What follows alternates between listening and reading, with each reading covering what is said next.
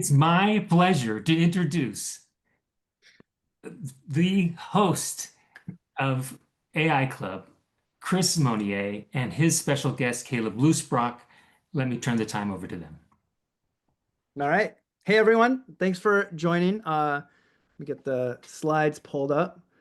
And we can see this awesome slide that Kaleb made. I got to get into slideshow mode. There we go. Okay. Hopefully everybody can see this. I'm so excited to have Kaleb here. Many of you probably saw his talk at Research Week earlier this year, which had this great metaphor of dancing with the devil regarding like adopting AI as part of your UX research practice. Maybe you saw the YouTube video if you didn't catch it live. That's where I met Kaleb, and I remember sitting in, I think it was in the front row, like watching Kaleb and thinking like, oh my gosh, this is like the best talk. And so many people I talked to at Research Week were like, oh yeah, Kaleb, oh, that was like the best talk. Like there were a lot of good ones, but Kaleb's was the best. So I was so excited to get to connect with Kaleb and get him to come here and talk about this amazing project he's working on called the AI UXR Playbook, which is even more comprehensive than you probably are thinking. We're going to get into some of it today, not all of it, because it's too comprehensive for 1 hour of discussion, but it's really good. Yeah, I'll just go to this next slide. So this is me. I'm a UX researcher at Microsoft AI. This is I'm here in my own personal capacity, not as a representative of Microsoft, but I do work there. And Kaleb is a UX researcher at Instacart. Kaleb, do you want to introduce yourself? Yeah. Hey, so I'm Kaleb. I hope that I get to know you in some manner or means. Also, Christopher, thank you for the incredibly kind words. I'm verklempt, for lack of a better word. I'm very embarrassed. But you know, sitting with that uncomfortability. Thank you for that. So yeah, I work at Instacart. I'm a staff researcher there. I work in the in-store innovation team, working on in-store technology. And I also do a fair amount of stuff with AI. Similar to Chris, although I work there, this doesn't necessarily reflect Instacart's position in any way regarding this stuff. So just take this with, this is my own interpretation and kind of side hustle for what I'm doing, is my passion on AI and incorporating AI into the research workflow. All right. I love it. And just because it's so interesting, and I know you talked a little bit about, ooh, wrong one. I want to go back to this slide. And Kaleb, can you just start by telling us why this metaphor of dancing with the devil? I think you did a great job of articulating it at Research Week. I just want to ask you to re-articulate it because I think it sets the frame for like what we're going to talk about. Yeah, I can give a little bit of the backstory. So like, I originally met with Alec, who's the founder of Research Week and kind of the Learners program. And we were talking through different stuff and I was showcasing him like, oh, this is how I've kind of been playing around with AI. And he's like, oh my God, this is really cool. Fast forward, I also spoke on a panel with Sam Ladner and Jared Forney at the Insight Out conference for Dovetail.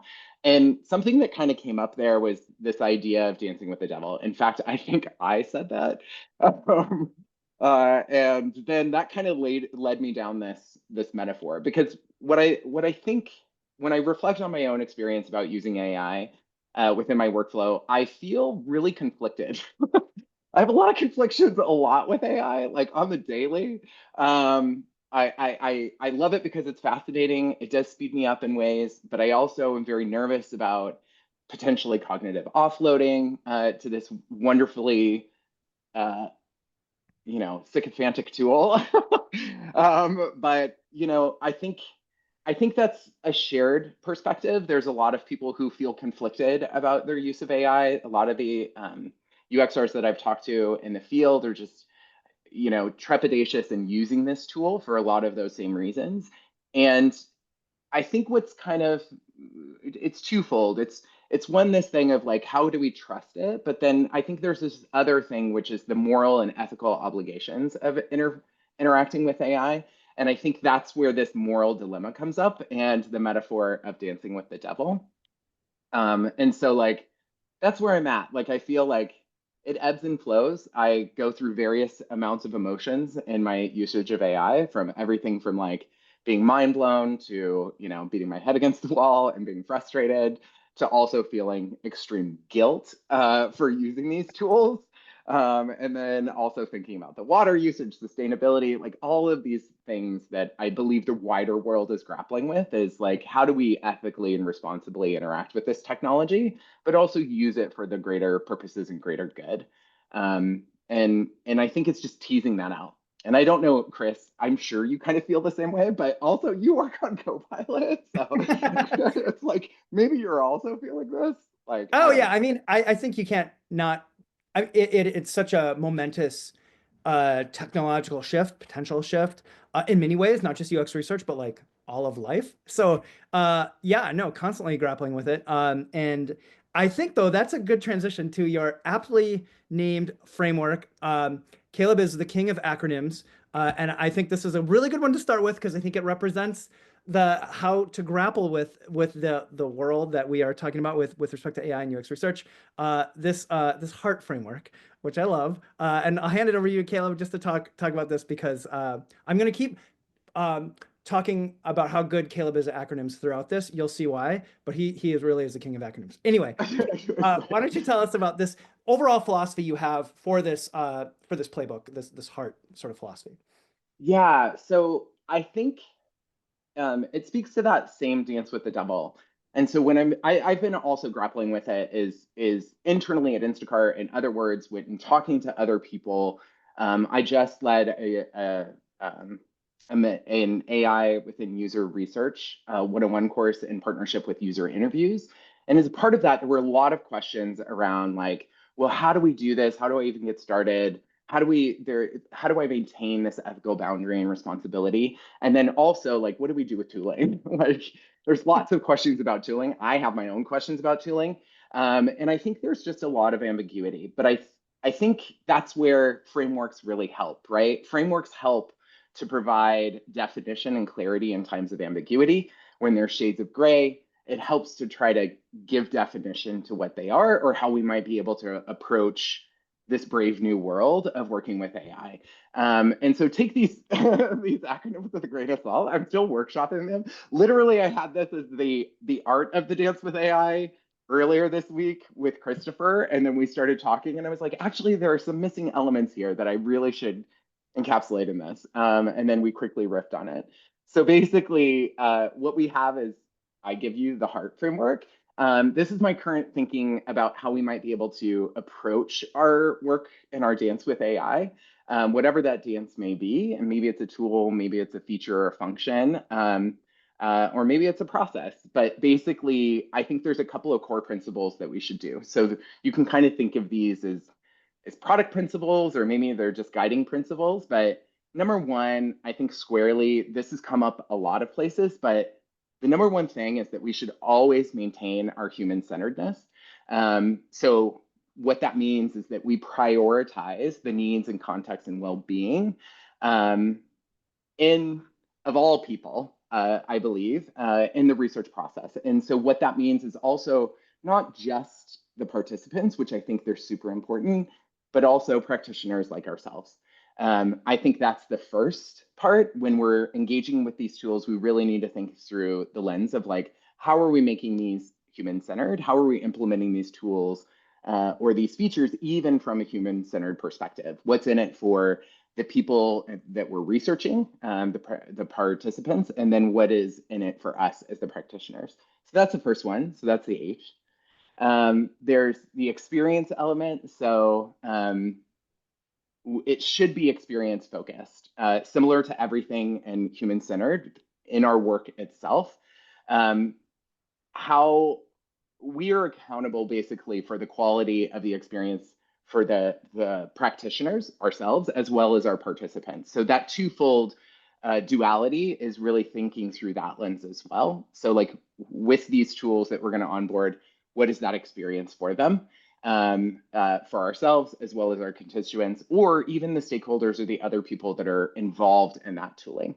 What is their experience? Can they trust it? The other thing is, and this was definitely in my course on user research or AI within user research, is the core concept is to amplify. It's not to really automate or replace researchers. So like when we're approaching these tools, are we looking at it through that lens? How does this amplify our practice?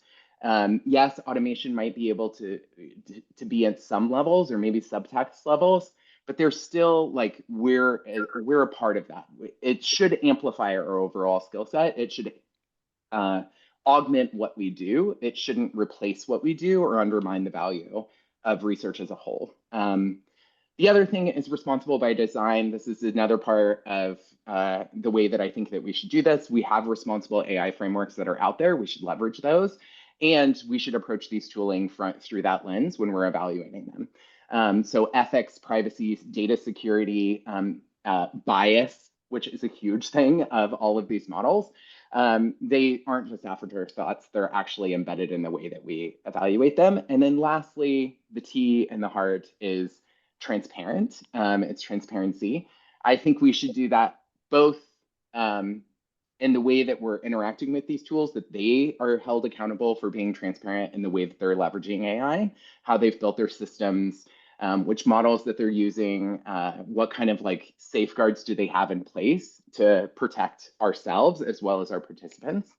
And then we're being also forthright and honest about our usage of AI. So like, I think there's, I just released a tool earlier this week, which is basically a disclosure tool so that people can use certain frameworks leading off of the most recent research, looking at like, how do we ethically, responsibly be transparent about our own usage of AI within our process. So things like the EU AI Act are coming out of the woodwork. They're setting the foundation and really leading as far as like what it means to be ethical and responsible and transparent to our participants. So it's basically aligning with that. It's saying, you know, we're disclosing our usage of AI up front, and we're not shying away from it or lurking in the shadows of shame that you might have when you're working with AI. Yeah, I love it. That's Okay. the framework. So I don't know, but I'm curious your thoughts. If anybody has ideas to improve it or another nifty little acronym, I'm all ears. If you have like an additional letter that could like change the whole word. Yeah. No, I love this. Like, you know, it's always fun to come up with a catchy acronym, which you're good at. But I think heart is good because it captures the like, especially the human part of it. Like, I think is so important. And you know, it's an important like. I always view the way whenever I've integrated AI into my workflow, it's always like literally even just the method of AI moderated interviews, which we talked about in the last AI club. Like, it's almost always comes out in association with or as a complement to like literally human moderated interviews. It's always like it's never just that. It's always as a compliment, and I feel like it's just a really great reminder to keep the humans at the center of it. And the other thing I was thinking of as you were talking about this, there was an article that went around a couple days ago about like work slop, and a colleague of mine, Jess Holbrook, who's like the head of UX research at Microsoft AI, coined this term that we started using internally of research slop, which is like this idea, you know, anybody could just like, I don't know, put an interview into like a chat GPT and then ask for like a summary and then share that out without even thinking about it. And it's probably not going to be super good. It's just because you didn't give it a good prompt, which we're going to get to. But also, it's not very respectful to the humans that you work with. Like, and you could argue it's not really respectful to the humans that put their time into, you know, participating in the interview, or I think it's really important to be respectful of all the people involved and not just using AI as this way to churn out like low quality work. Anyway, I just thought of that as this came up because I just love your holistic sort of mindset of like think about all the humans involved and let's ensure that we're being respectful to everyone, of course the participants, but also colleagues and all that stuff. Yeah.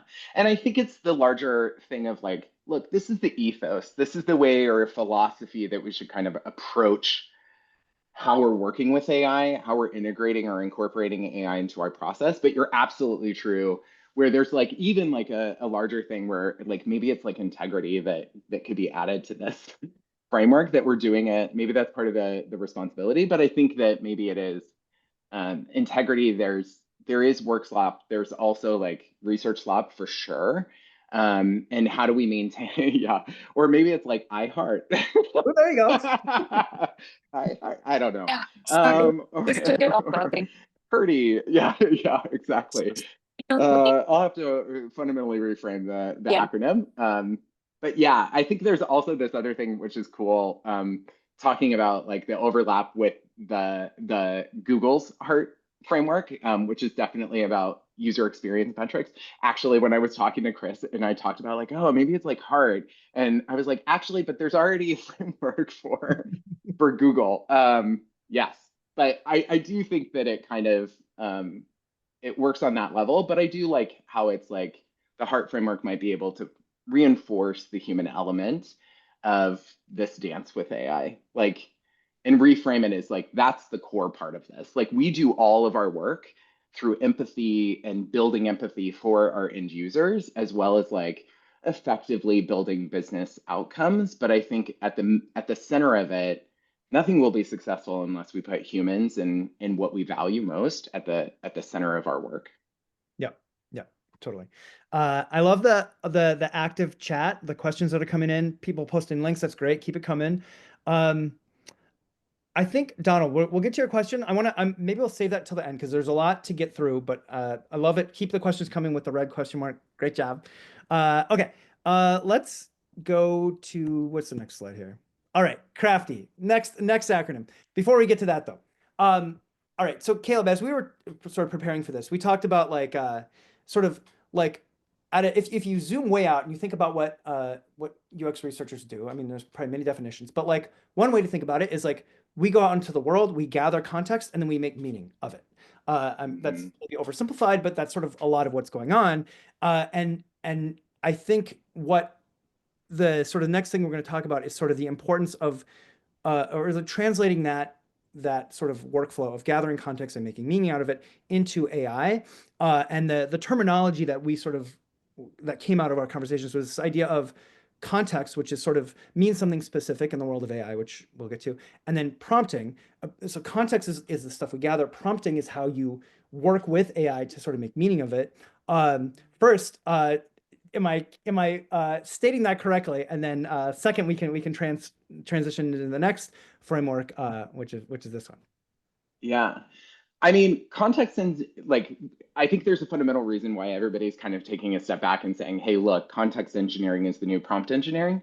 Prompt engineering is actually a subset of context engineering. Context engineering is larger things, but you can think of it as, you know, really helping context in general. When you're framing things, there's two main things that really help provide valuable outputs from my experience interacting with AI or when I'm engaging with AI or prompting it is like thinking through the context and how do I give it the most and just enough context that it can actually give me valuable outputs, because there's also studies if you overload on context, it actually degrades quality as well.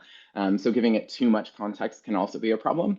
But you think through like, what do you need to actually do this task? And then what are all the aspects of that? So like, I usually give it like, here's who I am, here's the scenario that I'm in, here's the other things that are going on in the background. Here's potentially documents that you should review to give you further context, as well as like, what do I need from you? What is your role? I mean, literally before this meeting, I was starting to redo a system prompt for my team so they can use that system prompt to engage with AI. And there's a little bit more guardrails. But there's a lot of different aspects that feed into the overall context engineering that you're doing for the AI. Yeah. And prompting is just a subset of that. So don't get me wrong, like prompting is really important, but I think when you think through a context lens, it opens the aperture to really get effective results from the LLM. Yeah. Okay. This is sort of the breakdown, I think, of what you're sort of just talking about, right? Like, do you want to, what do you think works best? Do you want to go through this, or do you want to, do you want to like show, I know you have like some actual stuff, like some prompts that you've sort of written. Do you want to do that, or do you want to do this, or what do you think works best? Yeah, I'll go over it at a high level, and then I'll also I'll drop in a link to my website that has like more of a definition of each one of these, like a practical usage. So here's just if you want to. People can load that and then they can follow along. Chris, you can also load it if you want to and follow along. But basically, there's a couple of things that that I found that work really well. So when I went down the rabbit hole of like prompt engineering a long time ago, I looked at different course documents. I put all the documents actually of prompt engineering into an LLM. So I gathered all the different guides. I read through the 60-page OpenAI prompt engineering guidebook, and basically put this into, okay, well, what does this mean for me? And like, what's a framework that I can use for myself as well as my teams when we think about prompt engineering? So first and foremost is context. Context is the bread and butter. This is really what you need to improve the overall context for the LLM.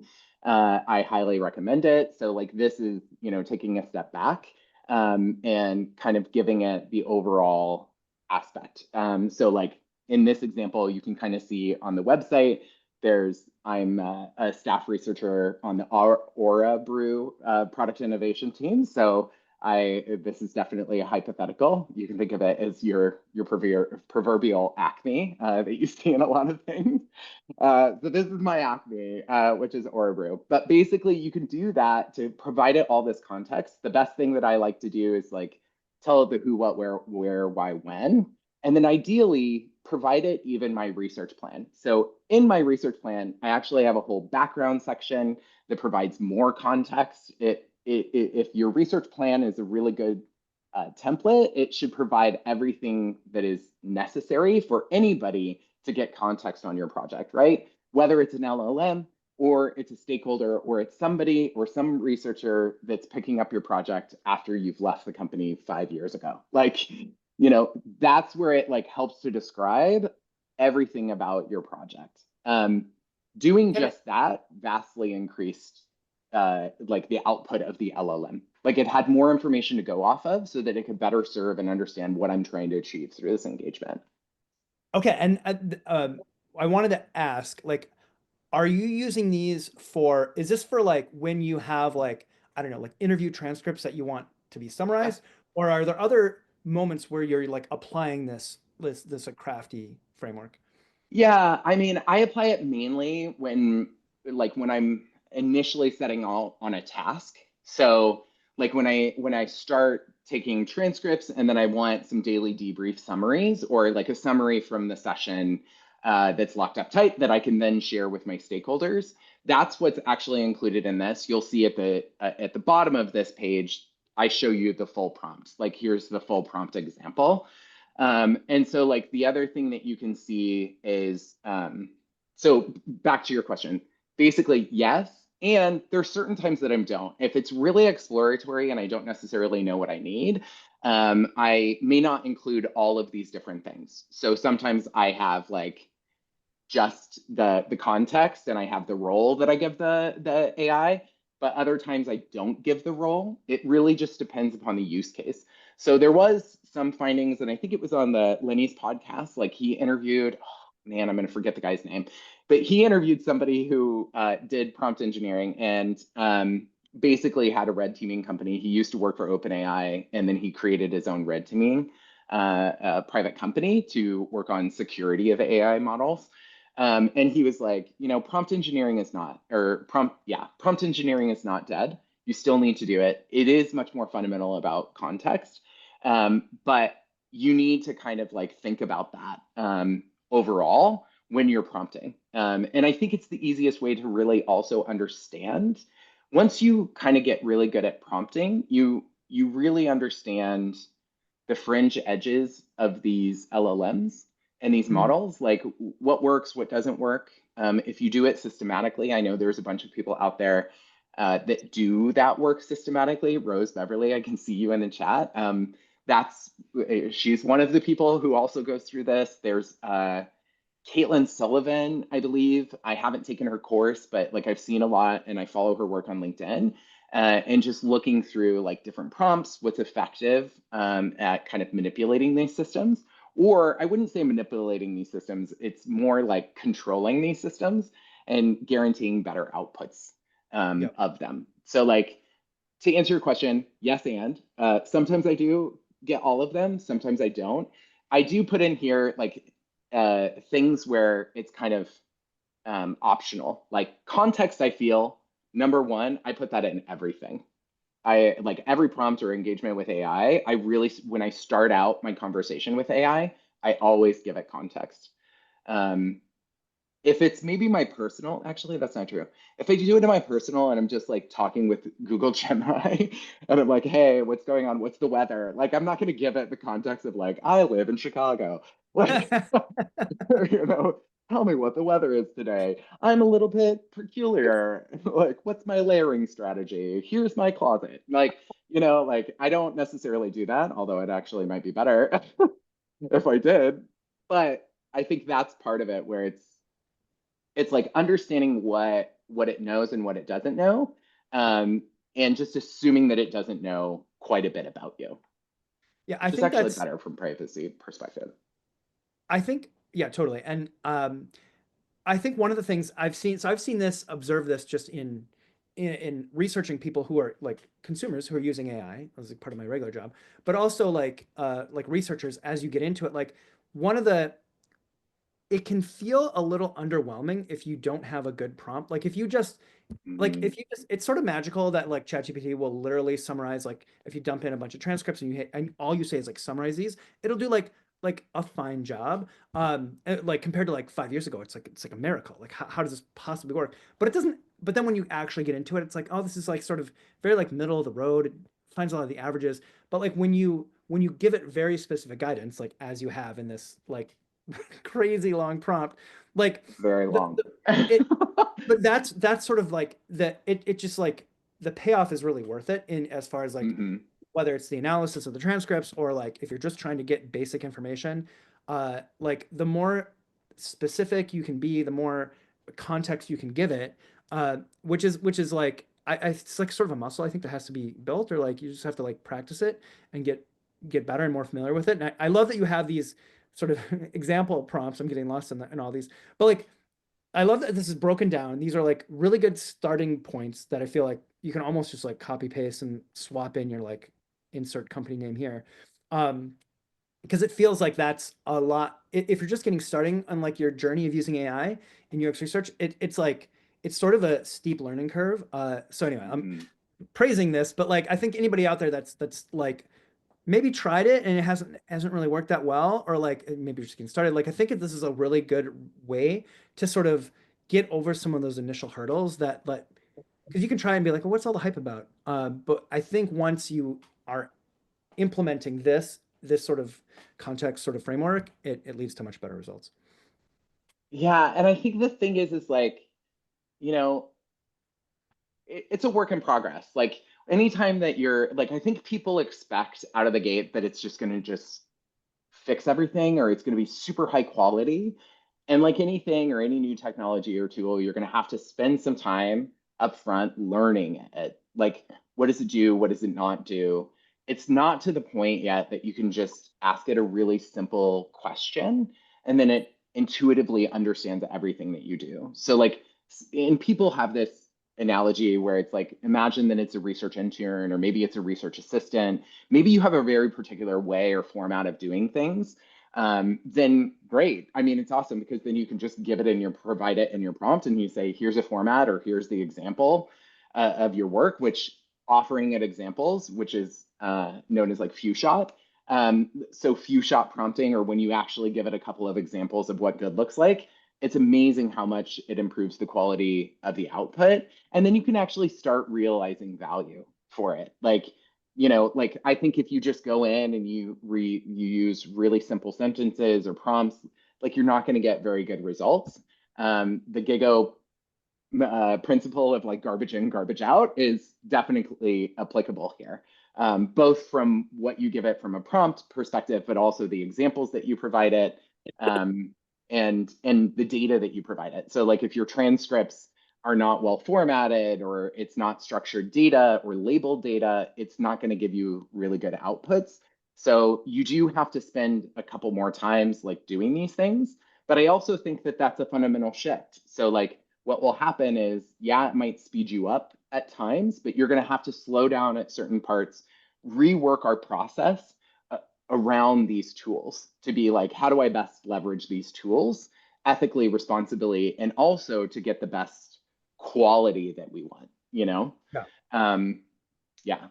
How do you, I see a question in the chat from Doug. How much time do you spend crafting your prompts? And I guess maybe I'll layer in another angle to that. Like, when is it like what's the trade-off between putting a lot of work into your prompts versus like when do you hit diminishing returns, right? Like when is it like, is it worth all of this, like this gigantic prompt? Is it something you've written once and then you just tweak it every once in a while? Or like, yeah, just curious, like that sort of the trade-off there, if you can speak to some of those sort of aspects. Yeah, I think that there's you can think of it kind of logarithmically. Like the way that I look at it is like there's a steep learning curve at the beginning, or like you're going to spend a lot of time at the beginning when you first start your prompt engineering. But over time, I've gotten better and better and better about it. The way that I use AI also to even help me improve my prompts. So like I'll use reflexivity, I'll change the role to be like, okay, like I'll work through a summary. And so what will typically happen, like a typical workflow for me with transcript summaries, I'll take that as an example. So what happens is like, I'll start out with a basic prompt. I'll go through, I'll give it one transcript. I'll see what it comes back with in the output.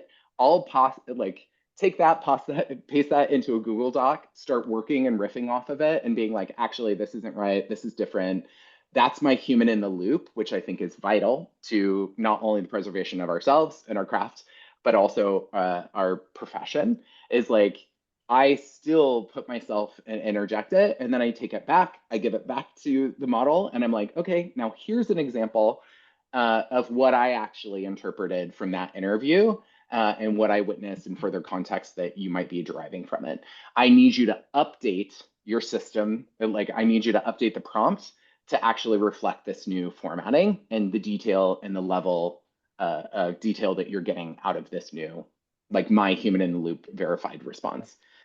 So just that interchange like helps speed up the model itself, because then I can take that new one and then I work on the next model. I'll do it again. And then which each time that I'm feeding that human in the loop example back to it with like on the transcript that it just did or the new transcript, it's like further improving it so that I really move fast. Once I've done it once or twice, that after that really speeds up the rest of it. Then I can actually give it the thing and it has a good job of giving me quality outputs with timestamps and all of that stuff. The other thing that you noted, Chris, is that these models have improved drastically over the last couple of years. Right. And so like just the quality in the model itself to actually execute on the task is really good. Sometimes it doesn't. I mean, it literally pooped out the other day at me and I was like, I don't understand why it's not working the same. Like I'm getting really crappy results. And so I just left it. Like I was like, never mind, I'm gonna go back to my old way. Mm, And so you just need to kind of work for yourself and say like, one, give it a sporting chance. Understand that Brene Brown has this idea of like the shitty first time. And it's very much that shitty first time or this shitty first draft. Like it's just expect that it's not going to be great that first time, but you're learning. You're learning, you're growing, you're understanding a new system, a new tool. Give yourself the grace to stumble and mess up and make those errors, but sometimes you'll stumble onto something that you didn't really know, or you're like, hey, this is kind of cool. Like, what if I did that? Like, like that's how I did my drafting. I actually created a drafting tool for disclosures.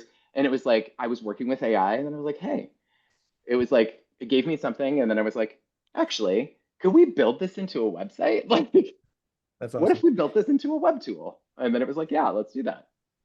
Okay, so I'm just gonna play back a couple things really quick. So it sounds like first that last point is like this idea of like learning by doing. Like it sounds like you, I think it's fair to say you're pretty much an AI expert at this point, and a lot of that seems like it's come not by like watching a bunch of YouTube videos, but by actually going in and like spending time struggling with getting it right, and then getting it right, and then and there's a lot of learning that happens in there. The second thing I always want to make sure I'm getting this right is it's sort of like there's this big upfront investment.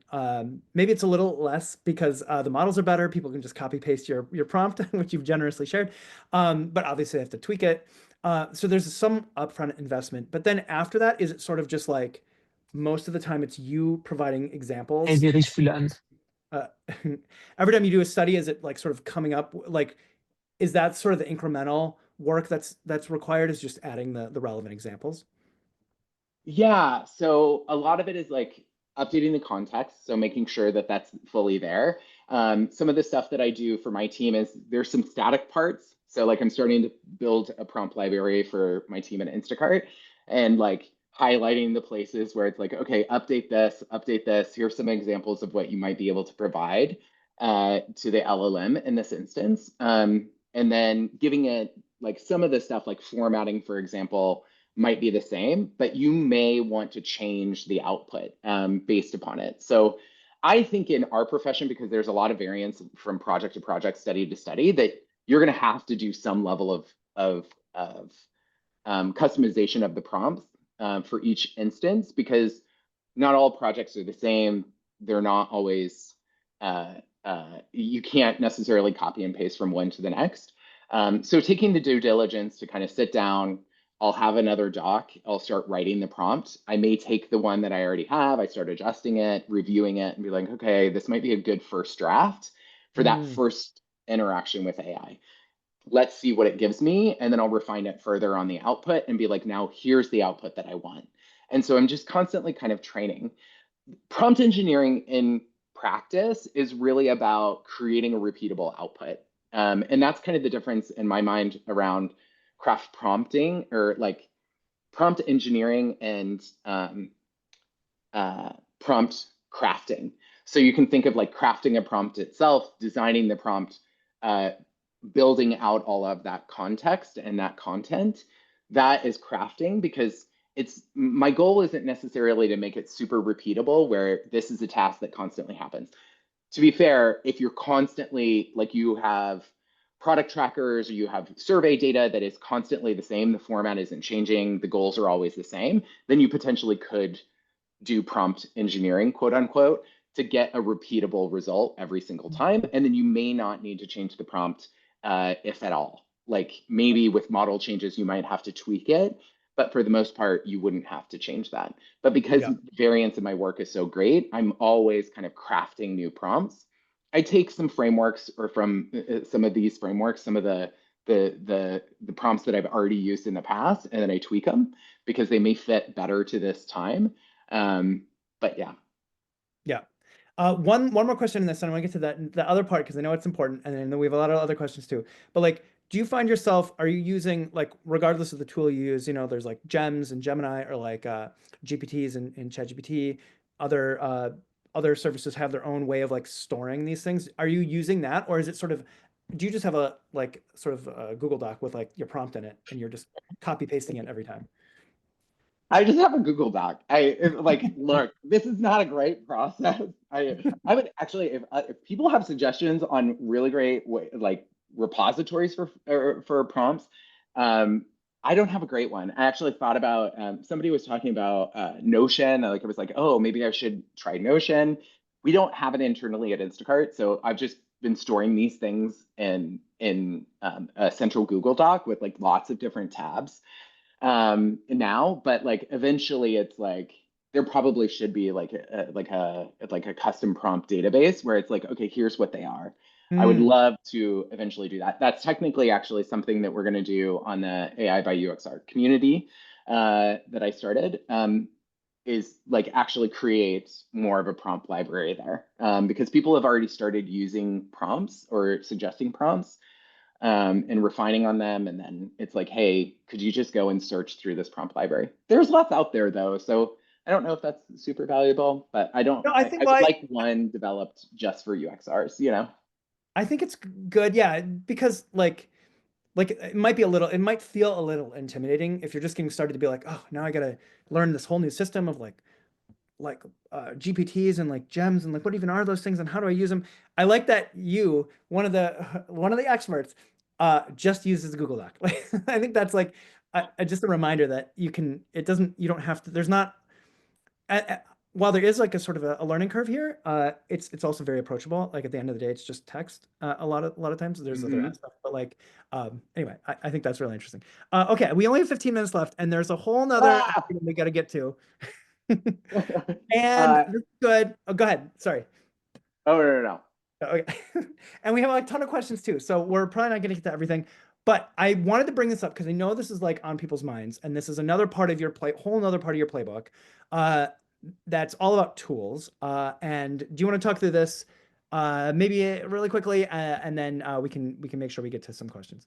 Yeah, for sure. So like one thing that came out of the conversations like in all of these things is that people have a lot of questions around tools. I don't know, like maybe you all do here, like which tool should I select? Like how do we evaluate them? Which tools should we use to actually do this dance with AI? I think everybody has access to a lot of different stuff. Actually, one of the things that inspired me was, hey, maybe I should create a playbook for people to think about like their dance with AI and how do we evaluate these tools was a post probably months ago now by Jess Holbrook asking the community like, hey, we have so many, we're in a gauntlet of reviewing AI tools. Like, does anybody have a framework for it? And I was like, actually, and there were crickets, like nobody really offered anything. And in a private life, I actually, in a prior life, I used to be a PM. So before I moved into UARCs officially, I was a PM for 6+ years. And I did a lot of that. I evaluated vendors, build versus buy, and like how do you do that systematically? Lots of spreadsheets. But basically, what a new framework, and yes, it's another acronym, is basically this trust framework that I'm working on, where it's basically taking those heart principles that we had and the philosophy at the beginning, and then we basically apply it in a pragmatic way towards like new AI tools and then also features. I think this can also apply to a feature set, but basically systematically to evaluate this through this framework. So number one, thinking through technical efficacy and value. So does it do what it says that it's going to do, and does it actually provide value? In addition, ROI is like a subset of that. And is that compelling? Like, is it enough that we should actually adopt this tool? Because like all tools, when you try to implement them, there's a large change management that you have to do. You have to go through a procurement process. Like that's a headache. Like it's at least 6 months to probably onboard a tool. The other thing is responsible by design. You heard that in the H.E.A.R.T framework. It's definitely still here. The other thing is looking at UX. So what is the user experience? What is the workflow integration for my particular thing? So it's actually taking that heart, moving one level deeper to say, how do we practically apply this when we're evaluating these tools? The next one is security and privacy. Does it meet the non-negotiables of every business? Like, is it going to pass your security and compliance checks internally, procurement checks, SSO, even you name it, but basically, does it have that at the forefront? Is it basically building towards those? And also compliance with large legal law frameworks. So you can think of GDPR, the EU AI Act, as well as so many others that are just matriculating or going around the globe. Like everybody's trying to put these frameworks in place. And then the last one is transparency and explainability. So like it's again that same thing is like, is it transparent? Can we audit the AI's reasoning or what AI tools or features are in this? Is there an auditability trail? Do they have a process in place for that? Can you understand its outputs? Does it make sense? Is there interpretability of this AI?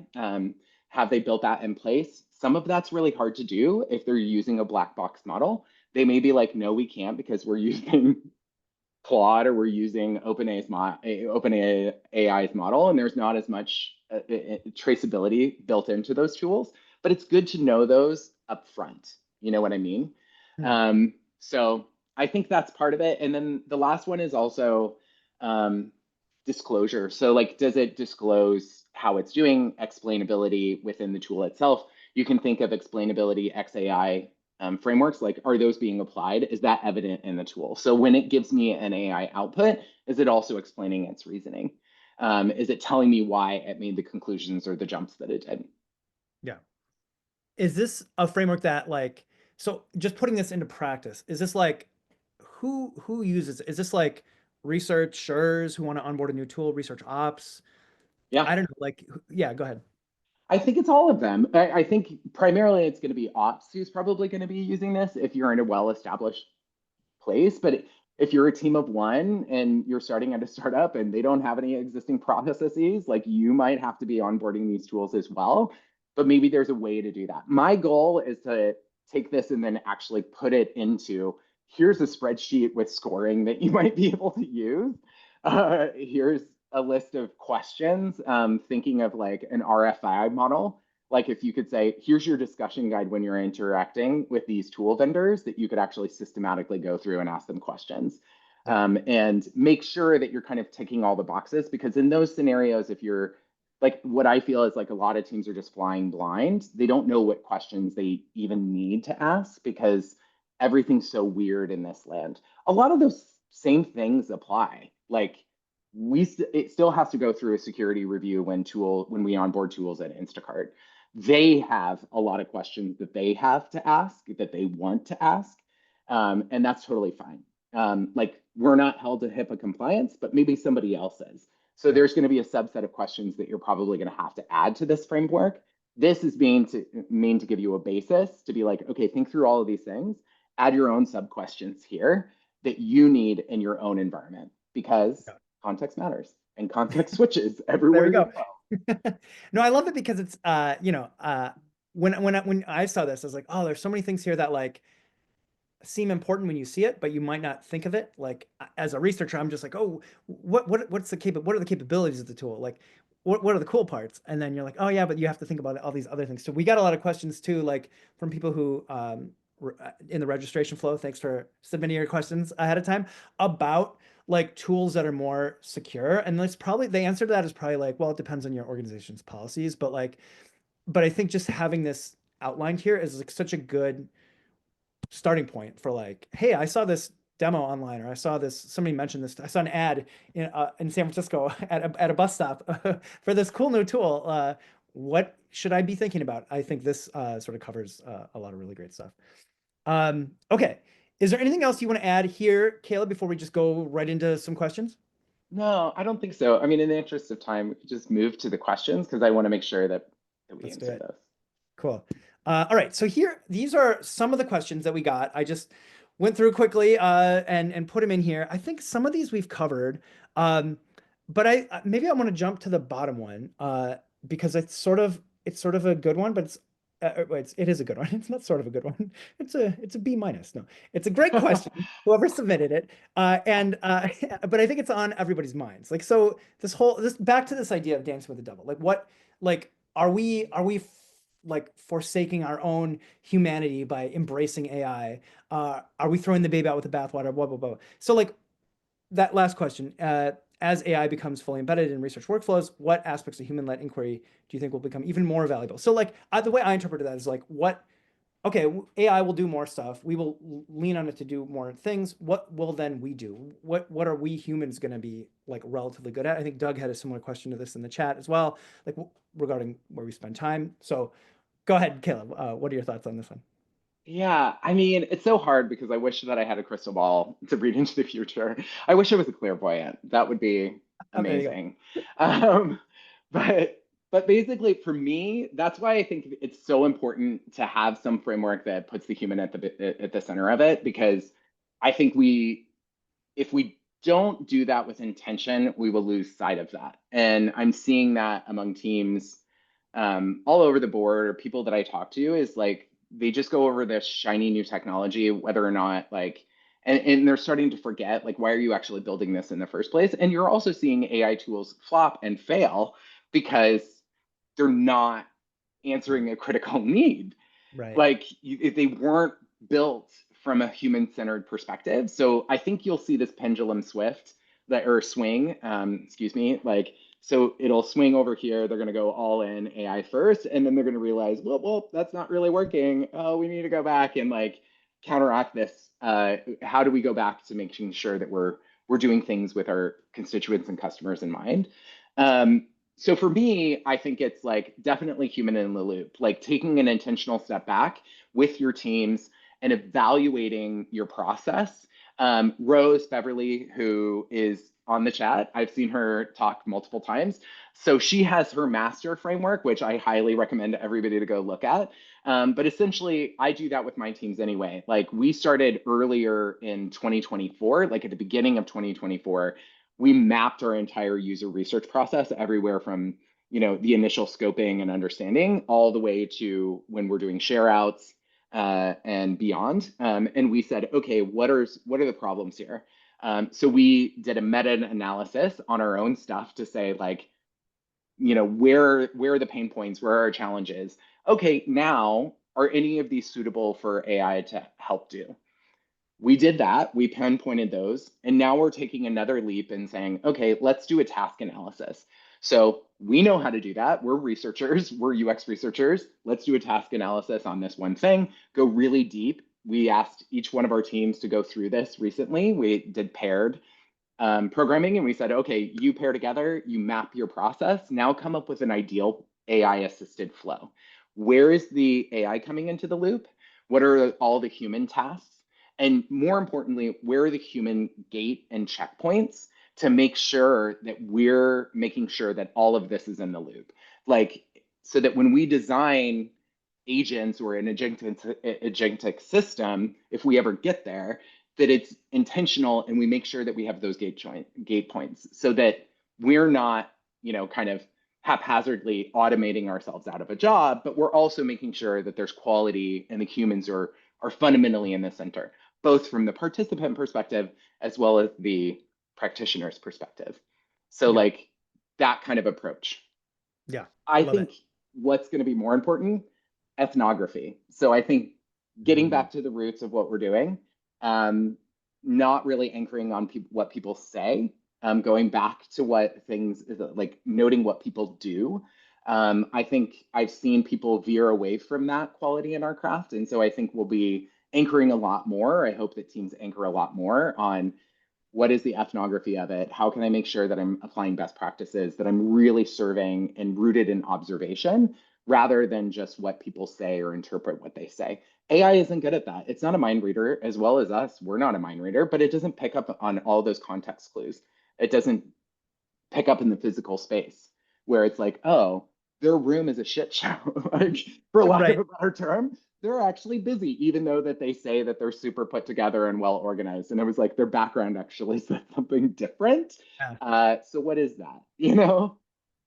I love that. I tend to agree, but I can't tell if it's because that's the more fun research is like going out into the field and doing like Yeah. into people's homes, or is it because I want to believe that, or because I think it's true. I think it's going to be true because I don't know. I feel like I actually spend I feel like I spend more time with humans now, like interviewing humans, because I have the I spend less time like I don't know, like coding a spreadsheet or whatever because of these tools. So I hope that's the case. Okay, we have what is it? 1 minute, 2 minutes left. Yeah. Oh, so many good questions. There was a question that was in the chat that I think got some comments, and I think we should speak to it. It's a good one. Do you foresee AI getting into or getting better at sentiment analysis, finding the balance for where human judgment and perception should remain versus leveraging AI? So what are your thoughts on that? Like, how can the status quo of sentiment analysis, and is there anything that you have found, any ways you have found, maybe through prompting, to like actually make it better than sort of, I don't know, what it otherwise might be? I haven't tackled sentiment analysis yet. So yes, I think it will get better. I think all of these tools will get better. The more that we put focus and attention on them, I think what you will see, there's been a lot of research in like micro, uh, not microaggressions, what is it? Micro expressions. So like micro expressions on facial features, that type of stuff. I think you'll actually see, people will build tools that will start to analyze that. There's already been data and academic institutions that have been doing that, like trying to map that, algorithms to try to map that. I think you'll see that come into play in some of these tools, which is fine, but I don't think people are forthright. Like as long as people are not totally truthful, like I mean, I think that's where it's like until you start changing the human psyche to never lie, I think that there's still going to be value in probing asking probing questions, looking at behavioral data, I think that AI will help be able to triangulate those insights much faster, or maybe even flag where there's discrepancies. And I think it's still necessary to have those human conversations in order to get the truth of things and like really understand the underlying premise. There's a lot of academic work out there to try to map all of these things, which the tools are built on top of. So to think that they're not going to be able to pull that in is, I think, kind of naive. But that doesn't mean to say that it's always going to get it, because I think people are complex, they're messy. And I think that's what's make us beautiful. And that's our job, is to like help understand that messiness and also further tell those stories internally. I think our job is really around influence, connecting the dots internally, advocating for these people internally much louder than we've ever done before. And hopefully we can do it without like a headache or without such a slog. Like putting together a user video reel is so painful still for me. And I'm like, could it just do that? Like That I love. Well, okay, we should talk, because I have some things that some tools I love. Maybe we can do a whole nother AI club on that. But I think that's a good sort of place to leave it, because we're out, partially because we're out of time, but also it's a good point that we like bringing it back to the humans. And I feel like I personally use a lot more videos to like tell stories, to share, to represent the people that either I'm talking to, or maybe I'm having AI talk to through AI moderated interviews. But like the humanity that can be expressed and the stories that can be expressed through video, I think are maybe, to the question about sentiment analysis, maybe that's on us. Maybe that's what we're good at. Maybe that's the one thing we can really use our humanity to like tease apart the sentiment and make sure that the stories that express that sentiment get told, whether it's video or otherwise. I know we're 2 minutes over, and people have to drop, so we can wrap up. But thank you so much for joining, everybody. Thank you so much for Kaleb, superstar, joining us. I really appreciate it. Yeah, there's a lot of links, Slack channels. Oh, we got to get to Kaleb's Discord thing. I got it. Okay. Last thing. So we have the UXR AI Guild Slack channel. That's the one on the right. Kaleb's got his AI UXR Discord group, which is very active. Highly recommend it. That's this one in the middle. Just take a screenshot of the slide and do all the QR codes later. And then you can connect with Kaleb. I think that's for LinkedIn. But I yeah, with this. like if you're curious and you want to chat or you want to follow up, I have a lot of office hours. If you talk to people, I open up a lot of office hours. Kaleb's great. Love it. Okay, take a screenshot, scan the QR codes, and we'll talk to you guys later. Thank you so much. Thanks.